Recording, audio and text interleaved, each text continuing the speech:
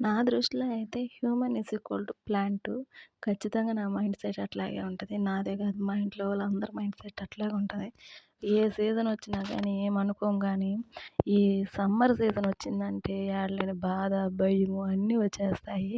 ఇంకా మేము గవర్నమెంట్ ఉద్యోగాల వాళ్ళు ట్రాన్స్‌ఫర్ అవుతుంటారు చూసావా? అక్కడికి ఇక్కడికి షిఫ్ట్ అవుతా. అట్లాగా మేము గూడా ఈ చెట్లని అక్కడి నుంచి ఒక చోట నుంచి ఇంకో చోటికి మారుస్తా ఉంటాం. ఎండ తగలకూడదు వాటిలకి అన్నట్టుగాను.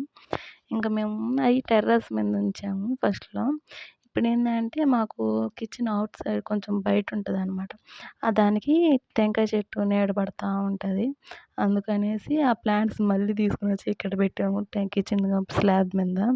ఇది టెర్రస్ గార్డెనా లేకుంటే కిచెన్ గార్డెనా ఏదో మనకు తెలీదు. దీనికి నచ్చిన పేరు పెట్టుకోవాల్సిందే మనం.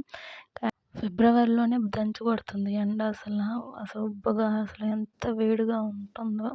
ఇంక మనకే అట్టుంటే ప్లాంట్స్ ఎండిపోతాయి అనేది ఫీల్ అయిపోయి మేము ఇంక దీన్ని ఇట్లాగా కిచెన్ స్లాబ్ మీద పెట్టేసాము. నీడుంటది అక్కడ కొంచెం.